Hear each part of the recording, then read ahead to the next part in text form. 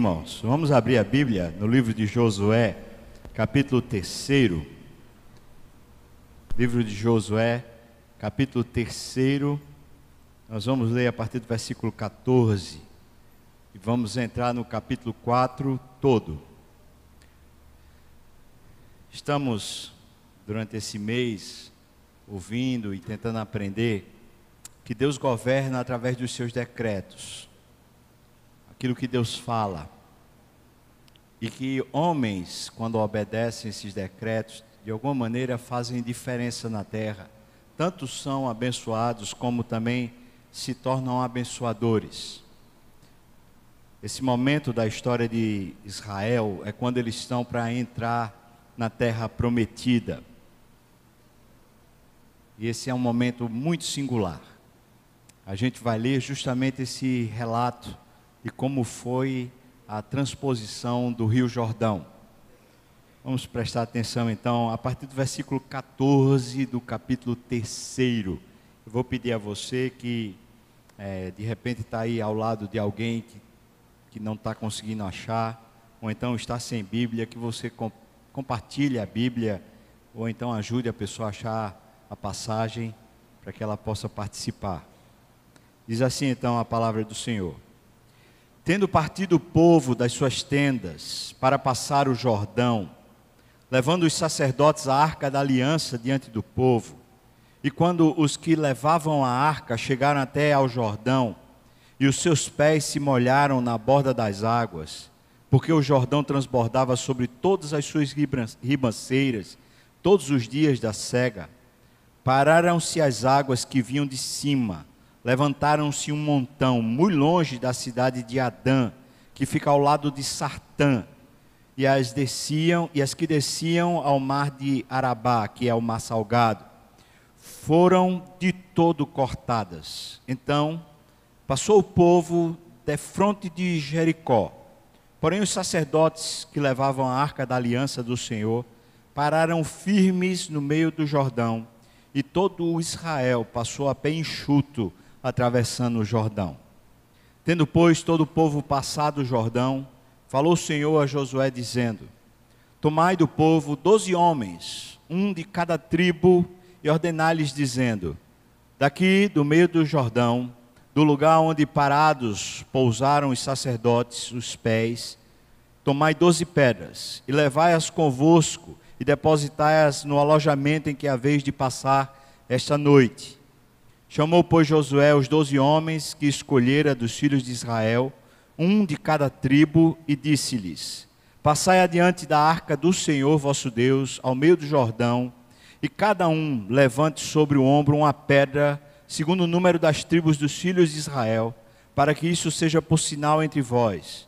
E quando vossos filhos no futuro perguntarem, dizendo: que vos significam essas pedras? Então lhes direis que as águas do Jordão foram cortadas diante da arca da aliança do Senhor. Em passando ela, foram as águas do Jordão cortadas. Estas pedras serão para sempre por memorial aos filhos de Israel. Fizeram, pois, os filhos de Israel como Josué ordenara, e levantaram 12 pedras do meio do Jordão, como o Senhor tinha dito a Josué, segundo o número das tribos dos filhos de Israel, e levaram-nas consigo ao alojamento, e as depositaram ali. Levantou Josué também 12 pedras no meio do Jordão, no lugar em que parados pousaram os pés os sacerdotes que levavam a arca da aliança, e ali estão até ao dia de hoje. Porque os sacerdotes que levavam a arca haviam parado no meio do Jordão, em pé, até que se cumpriu tudo quanto o Senhor, por intermédio de Moisés, ordenara a Josué, falasse ao povo, e o povo se apressou e passou. Tendo passado todo o povo, então passou a arca do Senhor e os sacerdotes à vista de todo o povo. Passaram os filhos de Ruben e os filhos de Gade e a meio tribo de Manassés, armados, na frente dos filhos de Israel, como Moisés lhes tinha dito. Uns 40.000 homens de guerra armados passaram diante do Senhor para a batalha, às campinas de Jericó. Naquele dia, o Senhor engrandeceu a Josué na presença de todo Israel, e respeitaram-no todos os dias da sua vida, como havia respeitado a Moisés. Disse, pois, o Senhor a Josué: dá ordem aos sacerdotes que levam a arca do testemunho, que subam do Jordão. Então ordenou Josué aos sacerdotes, dizendo: subide o Jordão. Ao ouvirem do meio do Jordão os sacerdotes que levavam a arca da aliança do Senhor, e assim que as plantas dos seus pés se puseram na terra seca, as águas do Jordão se tornaram ao seu lugar e corriam como dantes sobre todas as suas ribanceiras. Subiu, pois, do Jordão o povo no dia 10 do primeiro mês e acamparam-se em Gilgal, do lado oriental de Jericó. As 12 pedras que tiraram do Jordão, levantou-as Josué em coluna em Gilgal. E disse aos filhos de Israel: quando no futuro os vossos filhos perguntarem a seus pais, dizendo: que significam estas pedras? Fareis saber aos vossos filhos, dizendo: Israel passou em seco este Jordão, porque o Senhor vosso Deus fez secar as águas do Jordão diante de vós, até que passasseis como o Senhor vosso Deus fez ao Mar Vermelho, ao qual secou perante nós, até que passamos. Para que todos os povos da terra conheçam que a mão do Senhor é forte, a fim de que temais ao Senhor vosso Deus todos os dias. Amém. Vamos orar. Senhor, obrigado pelo relato da Tua palavra. Obrigado porque é testemunho do Senhor, fortaleza para nós, e nós precisamos disso. Edifica-nos, ensina-nos os Teus caminhos, ensina-nos a guardar os nossos pés, ensina-nos a com prazer, com deleite Te obedecer. Guarda-nos os nossos corações, Senhor Deus, e abençoa esse momento que precisamos tanto do Teu Espírito para nos fazer não só entender, mas sobretudo amar a Tua palavra. Guia-nos, Pai, isso eu te peço, no nome de Jesus. Amém e amém. Quando a gente estava lá em Israel, saindo de Tiberíades em direção a Jerusalém, alguns dos lugares assim, a gente pelo meio do caminho via 12 pedras. E eu comentei lá no ônibus assim: isso é um memorial de Gilgal. E as pessoas perguntaram assim: o que é isso, pastor? E é até natural que se pergunte, afinal de contas essa história tem quase 4.000 anos. Mas não era só um momento que a gente viu as 12 pedras. Vários momentos pelo caminho a gente via 12 pedras reunidas. 12 pedras, é como se as famílias de Israel tivessem feito isso nas suas próprias casas, para se lembrarem desse momento aqui.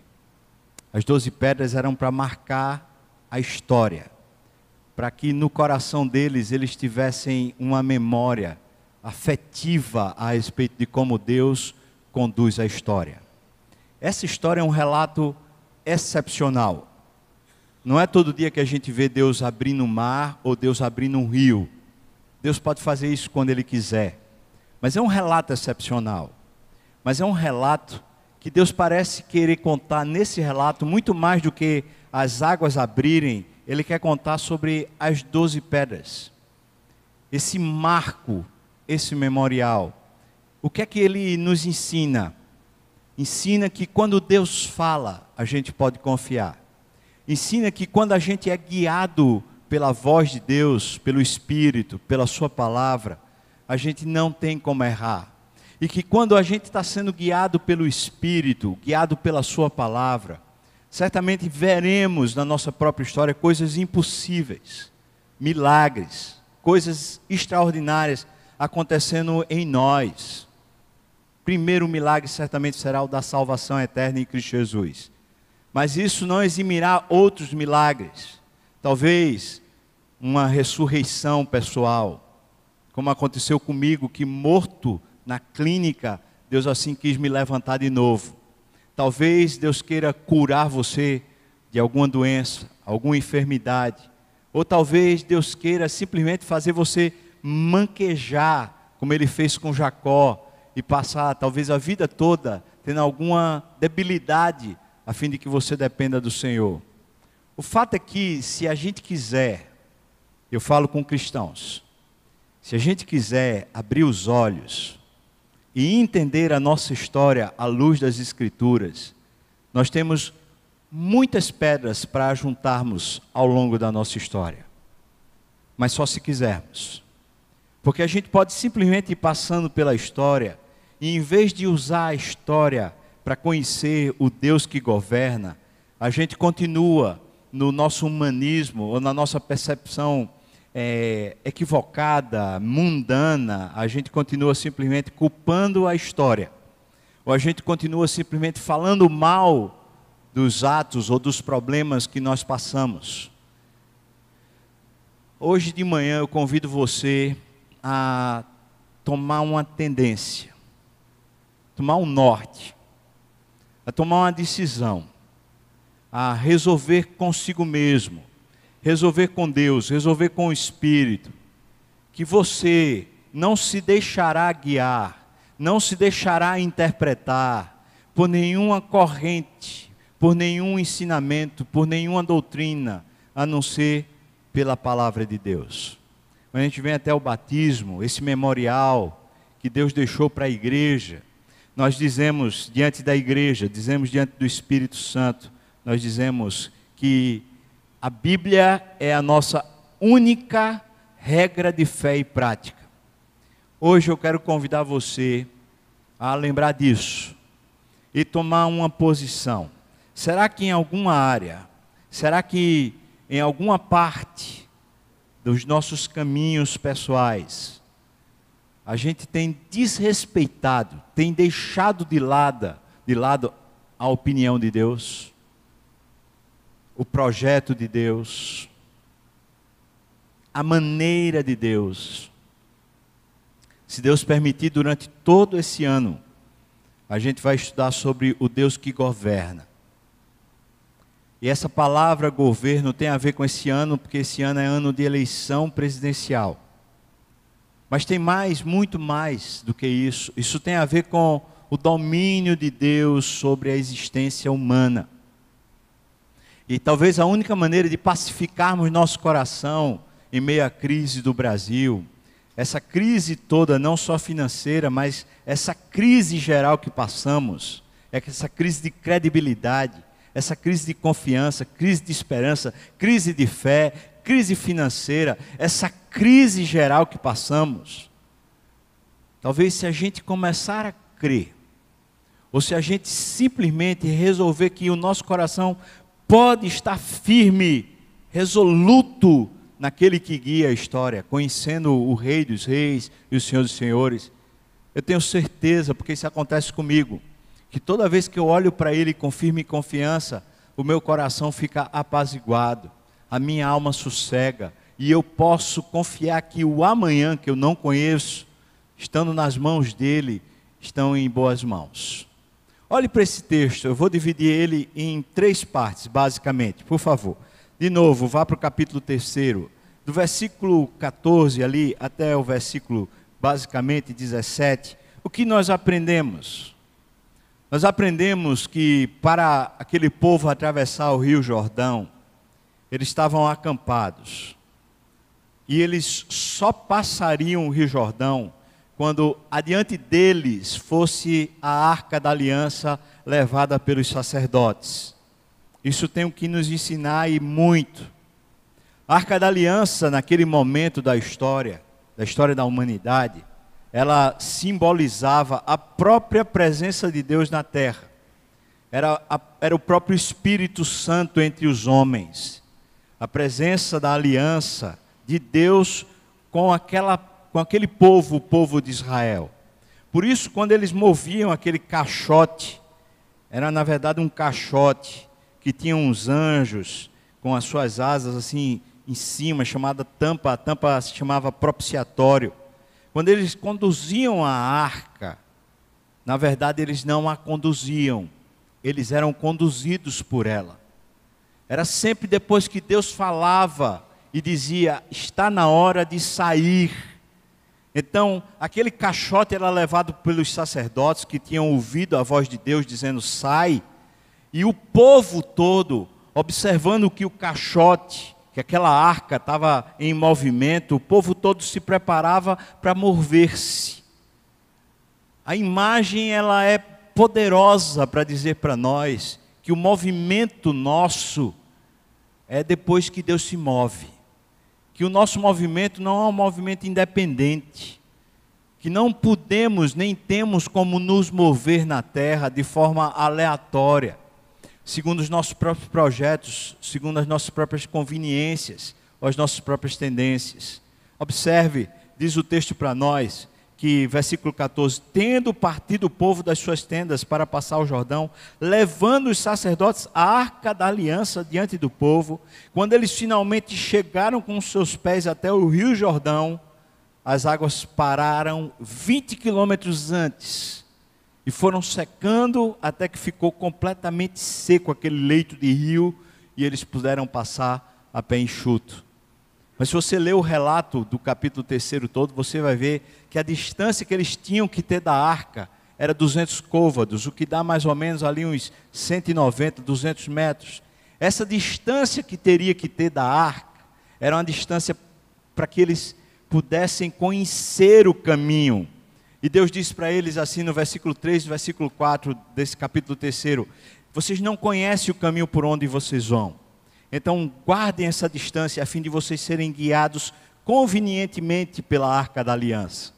Por isso, passar o rio Jordão significava apenas para o povo que eles estavam sendo guiados pelo mesmo Deus que tinha tirado eles do Egito, tinha conduzido eles pelo deserto e agora estava conduzindo eles a tomar posse da terra prometida.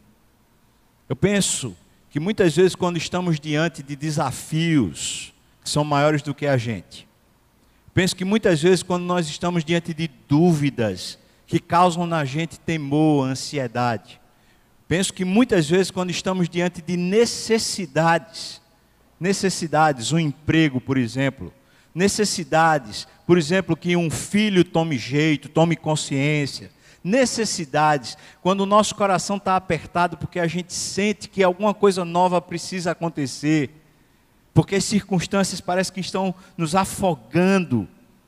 Nessas circunstâncias, quando a gente tem um desafio para atravessar, quando a gente não sabe qual é o melhor caminho, quando a gente não sabe o que é que Deus está nos orientando, primeira coisa que precisamos fazer é esperar para que Deus nos mostre o oriente, que Deus nos mostre a direção, que Deus nos guie.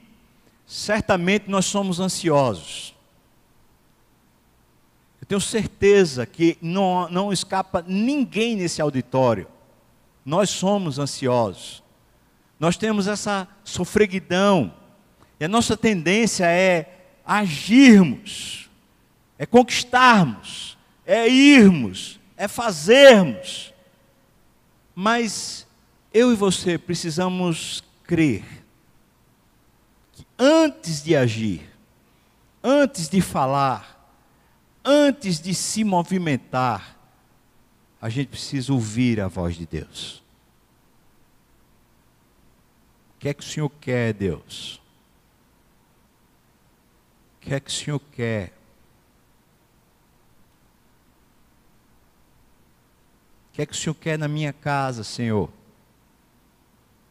que é que o Senhor quer com os meus filhos?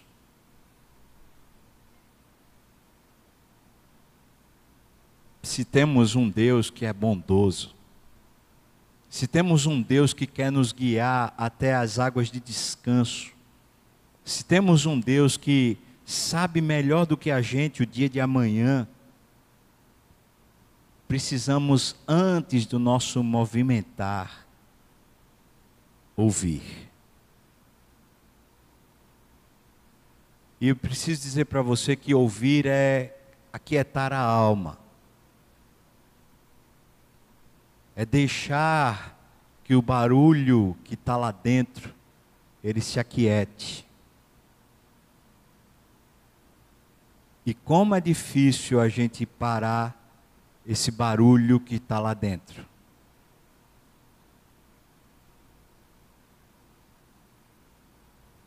Alguns pastores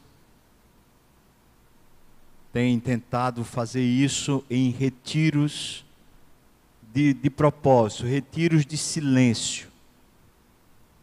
Eu lembro-me há anos atrás, quando o pastor Mano estava com o coração bem apertado, inquieto, não sabia o que era, mas estava com aquela inquietação, eu propus a ele assim: mano, tira uns dias,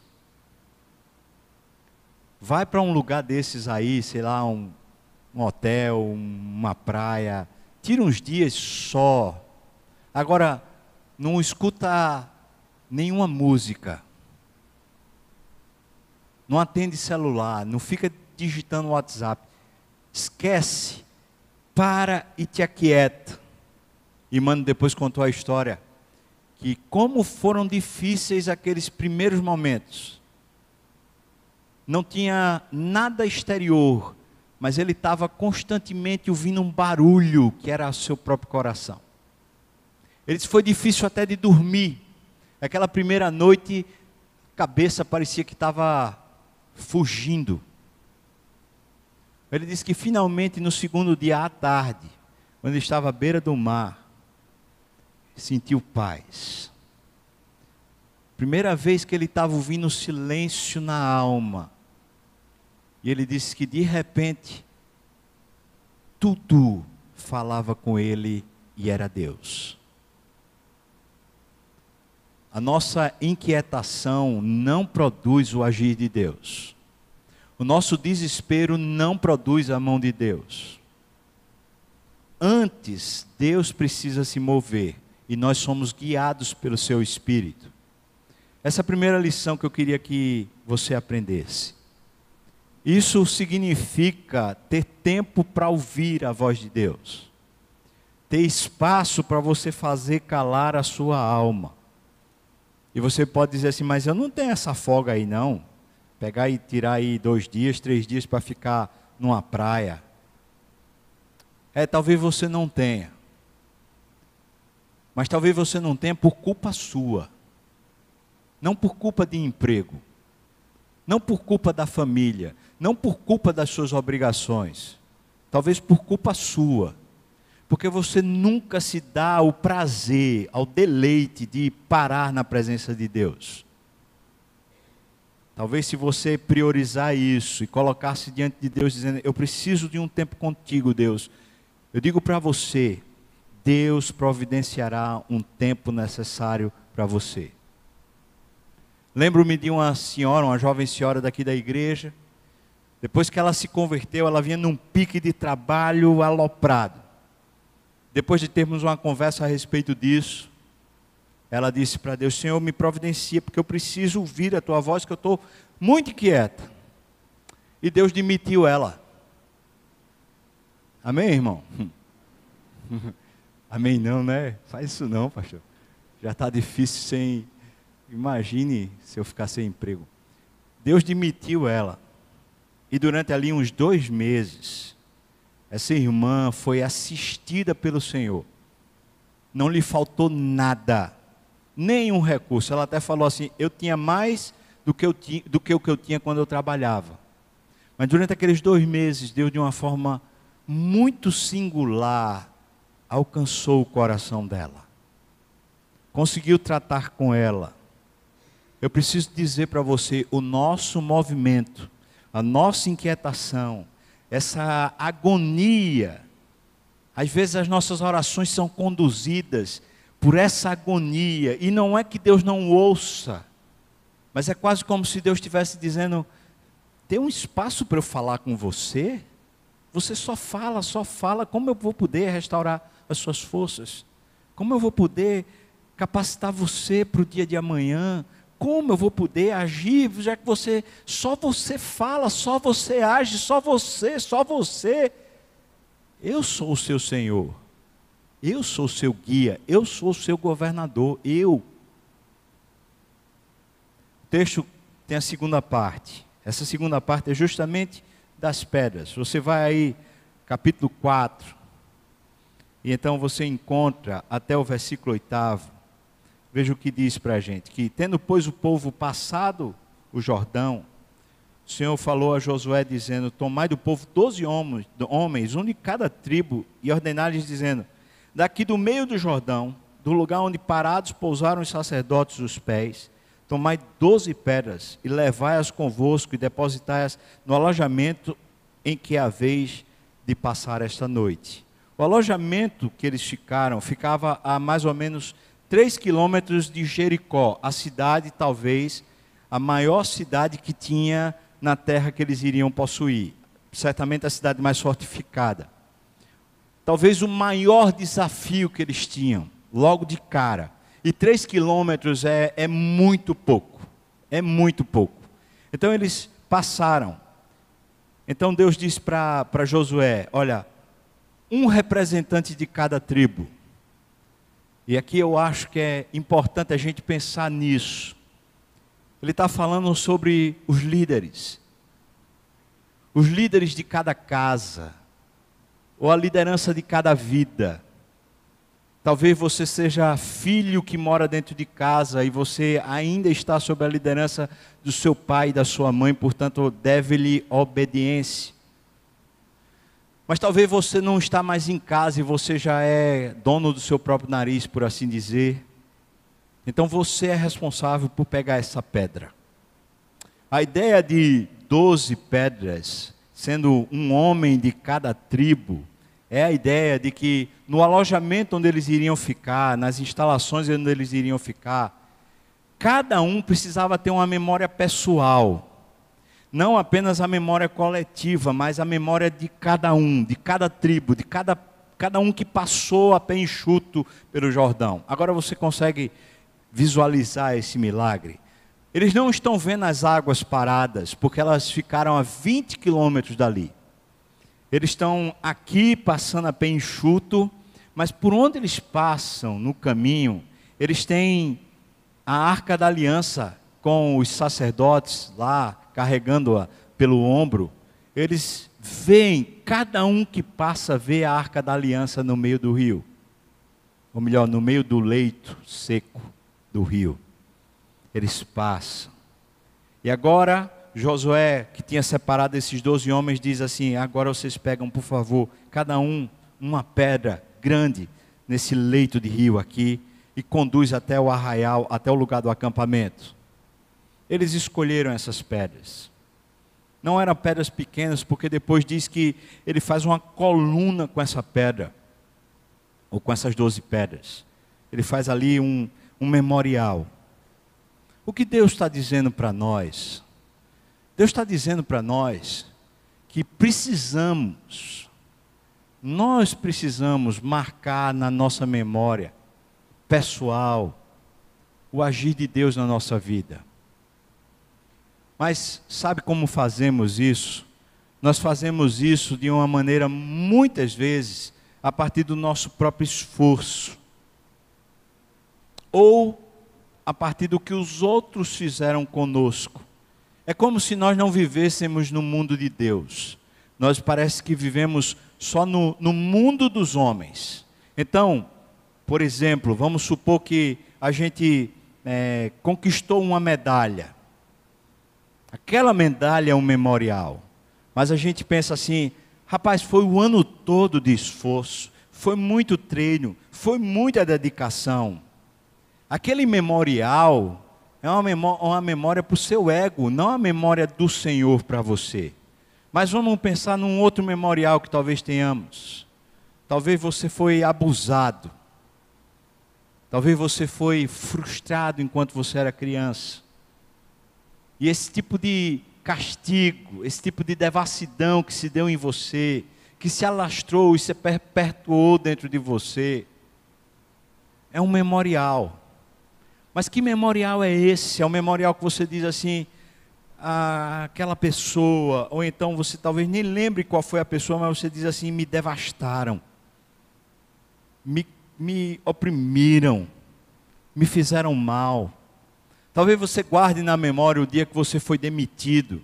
Talvez você guarde na memória o dia em que alguém falou mais bruto, mais áspero com você.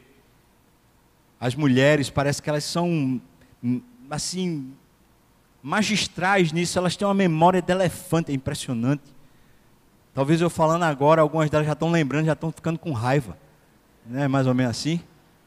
Elas lembram. Mas como lembramos? Aqueles fatos que nos marcaram, como nós lembramos? Nós lembramos a partir das mãos dos homens, sejam as nossas mãos ou sejam as mãos daqueles que nos feriram ou daqueles que de alguma maneira nos promoveram. Esse memorial de Gilgal nos faz, ou nos tenta fazer reinterpretar a nossa própria história. Aquelas pedras não são de Israel, são do leito do rio. Aquelas pedras é Deus dizendo para o povo: lembrem-se que vocês foram guiados, e quando vocês foram guiados, eu os conduzi a uma nova terra, a um novo patamar, a uma nova perspectiva, a um novo projeto. Vocês foram guiados e eu os conduzi a uma vitória. Irmãos, enquanto os nossos memoriais não são interpretados à luz da Arca da Aliança, enquanto os nossos memoriais não são interpretados à luz da presença do Espírito, enquanto as nossas memórias não são reinterpretadas à luz da palavra de Deus, nós vamos ficando tacanhos, pequenos, horrorosos, murmuradores, cheios de queixas, travados, bloqueados, cheios de armadilhas pessoais. O rancor, o ressentimento, as feridas, elas continuam falando mais forte do que a nossa própria vida. O que Gilgal nos oferece é uma maneira de reinterpretarmos. As pedras são tiradas de frente da Arca da Aliança. As nossas memórias podem ser tiradas ou podem ser interpretadas de frente do Espírito Santo. O que Deus nos fazia, o que Deus promovia dentro de nós enquanto nós sofríamos ou enquanto nós vencíamos. Como Deus nos guiou até o dia de hoje. Como Deus está presente na sua própria história. O texto diz, em primeira instância aqui, que esse memorial, essas pedras, são para que vocês se lembrem, para que vocês interpretem a história de vocês. Essa é a primeira instância em que esse memorial, a palavra de Deus e o Espírito quer agir em nós. Mas a palavra de Deus para nós, ela é pessoal. Em outras palavras, nós lemos a Bíblia como se fosse a nossa história, ou nós lemos a Bíblia como se fosse um amontoado de histórias aleatórias, que parece que não tem nada a ver conosco. A história da Bíblia é a nossa história. Enquanto lemos Josué, enquanto lemos Moisés, enquanto lemos Davi, José, Jesus, nós estamos lendo a nossa história. Porque o Deus é o mesmo. E o coração dos homens são iguais. Pecadores, frágeis, suscetíveis a tropeços, falidos em si mesmo. E o Deus que pegou Josué e o fez vitorioso, o Deus que pegou Davi e o fez vitorioso, o Deus que pegou Jesus e o fez ressuscitar, é o mesmo Deus que habita em você, irmão. É a mesma memória, é a mesma palavra, é o mesmo poder. E é impossível que, estando na presença dEle e o deixando guiar os nossos pés, que nós não sejamos saudáveis espiritualmente. Porque a nossa história passa a ser recontada na memória do Espírito e não na nossa memória de tristeza ou de valorização pessoal. Para que você reconte a sua história. Quando a gente estava lá em São Paulo fazendo o curso, um professor de espiritualidade, um cara muito crente, muito abençoador, com um discernimento profundo do Espírito. Ele falou assim: eu queria dar um tempo agora, e eu queria que vocês marcassem a história de vocês nos eventos que de alguma maneira vocês acreditam que são os eventos que fizeram vocês serem o que são. Ele disse, para ser mais didático, pensa assim, de 10 em 10 anos ao longo da sua jornada, nos primeiros 10 anos, algum evento marcou você, depois no segundo, depois no terceiro, depois no quarto, no quinto, quantos anos você tiver, quais foram os eventos que marcaram você? E contamos a nossa história por escrito, não para que ninguém visse, era só na presença de Deus. Lembro-me, lá no hotel, enquanto eu escrevia aquela narrativa, aquele tempo com Deus, a minha alma era restaurada. Eu reinterpretava tanta coisa, porque Ele colocou um desafio. Ele falou, escreva tudo o que você tiver para sentir ou falar. Escreva tudo olhando para Deus e não olhando para você. E enquanto eu escrevia e olhava para Deus, eu via Cristo na cruz. E via Ele com olhos de amor, dizendo, é por você, filho. É por você que eu morro. É por você, para que você seja santo, para que você seja salvo. É por você, é porque eu amo você que eu estou aqui na cruz. E enquanto eu via Jesus morto na cruz no meu lugar, minha história era restaurada. A minha arca da aliança é aquela cruz. É o lugar onde Deus fez aliança comigo. É o lugar do meu memorial eterno. É onde eu passo a minha história. É naquela cruz. A minha história. Os marcos, as pedras que você carrega, passa ela pela cruz.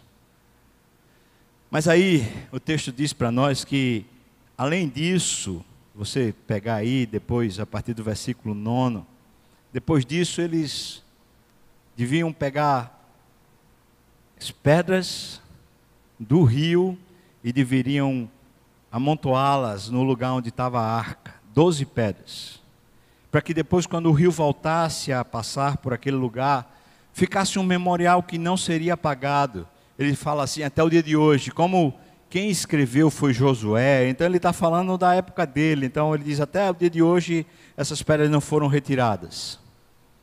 Sinceramente, depois de quase 4.000 anos, talvez essas pedras já não existam mais lá naquele lugar. Mas isso pouco importa, porque isso fala de como Deus quer marcar a nossa história com a sua presença. Às vezes Deus faz que a seca aconteça, Ele deixa tudo desnudo, Ele passa às vezes por um tempo de secura na nossa própria alma espiritual, um deserto, porque é ali que Ele está construindo a história do Espírito, para que depois, quando as águas encherem, e quando chegar o tempo da fartura, quando chegar depois o tempo promissor, aquilo que está construído dentro é o que vai reger os nossos pés. Sabe aqueles momentos mais duros? Sabe a história mais fria, mais cruenta? Aquele vale, aquele leito de rio seco. Será que Deus não drenou você de propósito? Você nem sabe como, mas Ele deixou você passar pela sequidão de propósito, para que ali ficasse dentro de você, depois de forma invisível, marcada a presença do Espírito, dizendo para você, eu sou Deus, Deus por dentro, feito talo de macaxeira. Não um Deus apenas dos eventos, mas o Deus que está dentro de você, mexendo em você e marcando a sua memória. Então ele diz, essa história é para vocês contarem para os filhos de vocês e para a próxima geração. Essa é a segunda dimensão daquilo que Deus está produzindo na nossa história. Já ouvi pregadores falando assim, Josué falhou porque ele não preparou a próxima geração. Talvez os filhos de Josué, sei lá.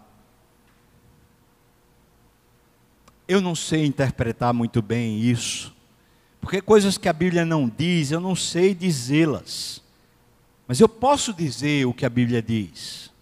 E o que a Bíblia está dizendo para nós é que se Deus de alguma maneira nos marcou, isso não tem a ver só conosco, mas tem a ver com a próxima geração. E alguns de nós somos obcecados pelos filhos. E nós não estamos contando a história de Deus em nós. Nós estamos contando a história de Deus como se não fosse nossa. Alguns de nós faz o culto doméstico, ou ensina seus filhos, ou quer trazê-los para o departamento infantil da igreja, quer trazê-los para o grupo pequeno, para o coral infantil, porque quer que eles ouçam falar de Deus. Mas deixe-me dizer uma coisa para você. A Bíblia diz a nós que a maneira de ensinarmos os nossos filhos não é contando apenas os fatos do que Deus fez, mas é contando como Deus é em nós. É o nosso próprio testemunho, o nosso caminhar, o nosso apego às Escrituras, o nosso apego a Deus. Não apenas o testemunho que damos para fora, mas quando eles nos observam e vê o amor, o temor, o respeito pela pessoa de Deus. E eu não estou falando de uma fórmula mágica, ou seja, se você for assim, seus filhos serão assim.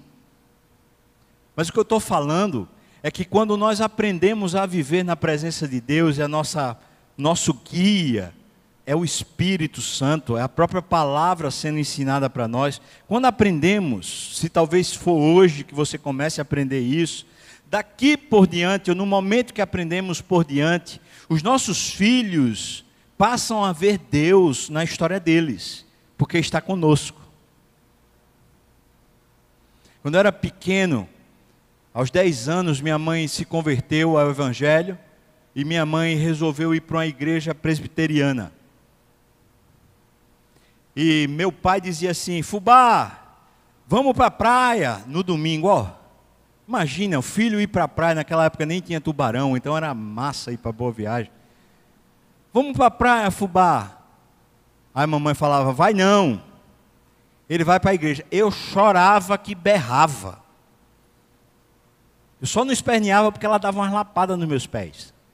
Eu ficava lá: ai, eu quero ir para a praia, eu quero ir para a praia. Cala a boca, vai para a igreja. Eu vinha para a igreja. Quer dizer, não aqui, era a igreja da Presbiteriana da Encruzilhada. Eu não estou ensinando, não. Não estou dizendo que isso é a melhor forma ou a pior forma.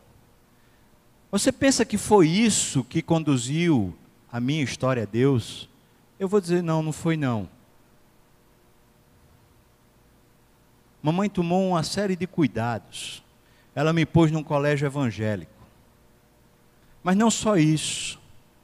Em casa, como eu vivia num condomínio, e esse condomínio tinha muitos amiguinhos, e eu descia para jogar bola, para brincar, mamãe falou assim: chama seus amigos tudinho, ela chamava cutinho, era um momento da gente estudar a Bíblia junto. E vinha aquela molecada toda para dentro de casa. Às vezes tinha 30 meninos fazendo barulho dentro de casa. Papai queria assistir o Jornal Nacional, papai não era crente, ficava lá com a cara fechada, abusado, reclamando. Mamãe botava 30 meninos no quarto dela. Aquele barulho dos infernos. E ali ela ensinava. Com meus coleguinhas. Ela ensinava as Escrituras. Ela ensinava a mim e aos meus amigos a conhecer a Deus. Sabe, irmãos, eu vi coerência na minha casa a respeito do amor do Senhor. Quando o papai estava desempregado e a gente estava sem ter o que comer por 2 vezes, sem nada na nossa despensa, foi mamãe que chamou os filhos e sentou-se ao redor da mesa. E ela disse: vamos agradecer porque Deus é fiel. E se Ele nos deixar passar fome, é porque Ele é bom. E oramos. Você pensa que eu entendia? Eu não entendia. Mas havia um testemunho no coração daquela mulher. Eu digo para você uma coisa, irmão.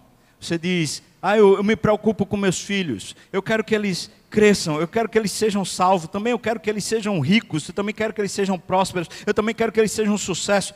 A gente quer tudo isso para os filhos. Mas aqui está uma maneira bíblica da gente cuidar dos nossos filhos.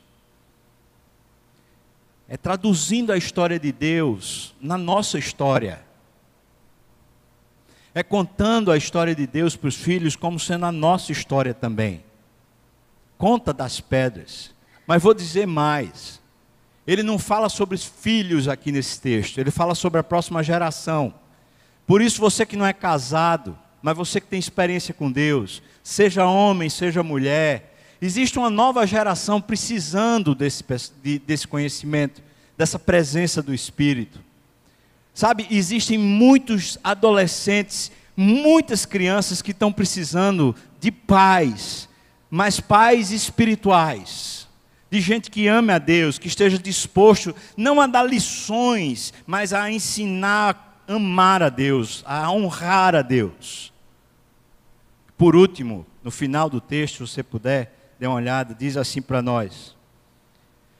Versículo 22 até o versículo 24 diz: Fareis saber aos vossos filhos, dizendo: Israel passou em seco esse Jordão, porque o Senhor, o vosso Deus, fez secar as águas do Jordão diante de vós, até que passasseis, como o Senhor vosso Deus fez ao mar vermelho, ao qual secou perante nós, até que passamos. Agora veja o versículo 24, diz: Para que todos os povos da terra conheçam que a mão do Senhor é forte, a fim de que temais ao Senhor vosso Deus todos os dias.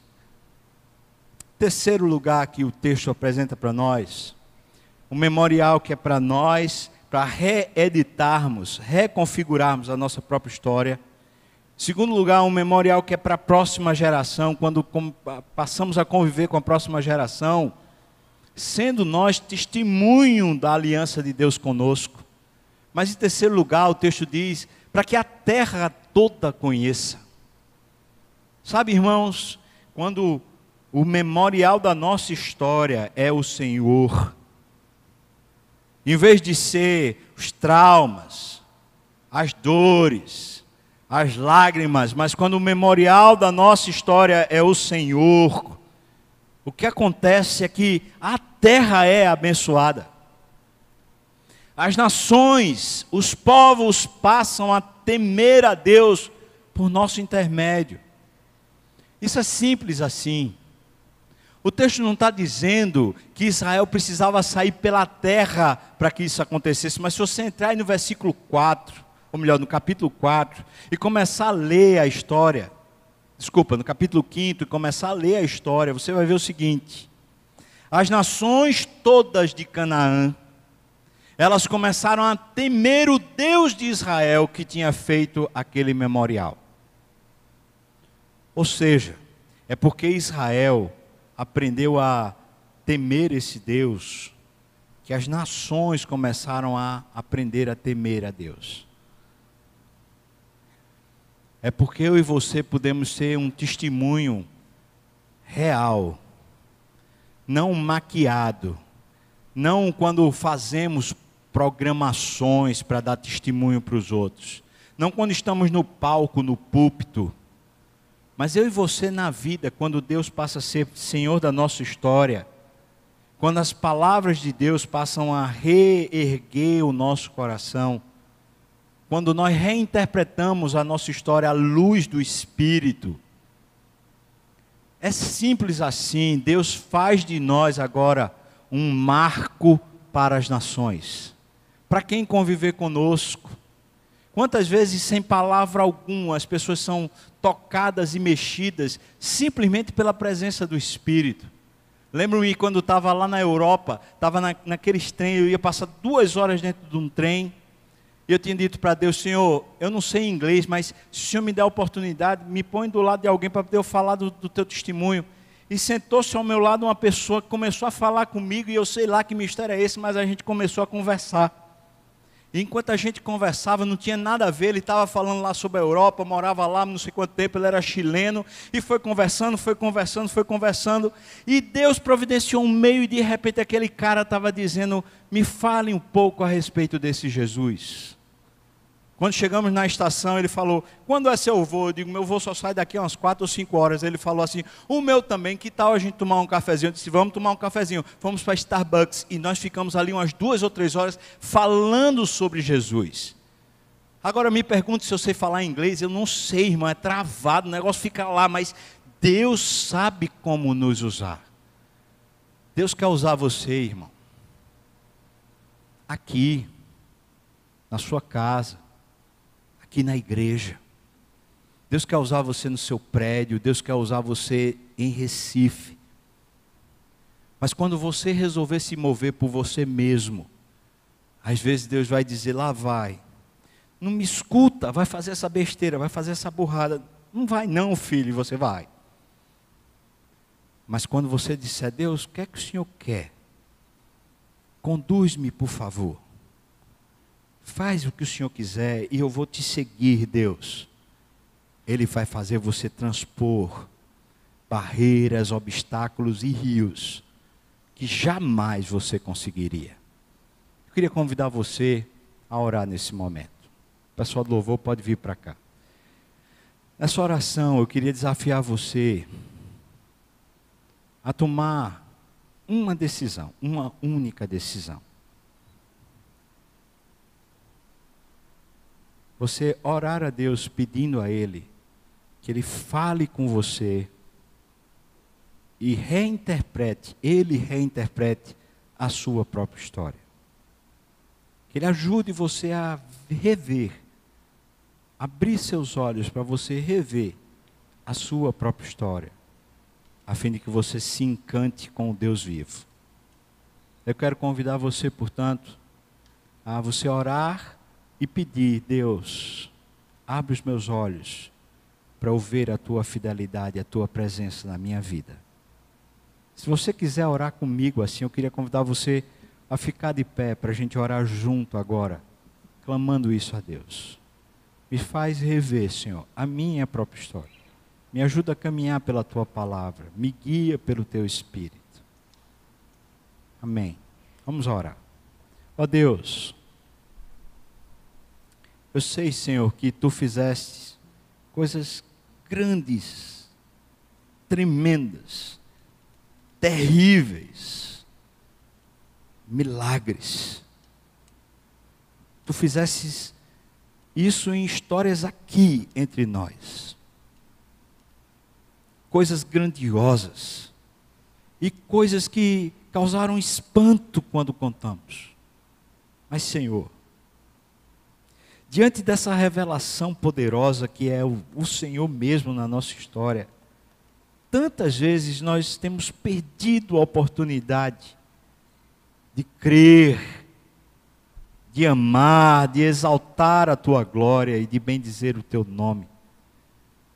Ó Pai, pedimos ao Senhor aqui que reedite essa história dentro de nós. Pai, tu sabes como alcançar cada uma dessas que estão de pé, cada uma dessas pessoas. E eu te peço isso, Senhor. Vai até esse coração, não só agora, mas no momento certo. E mostra os marcos, as pedras que ficaram na história.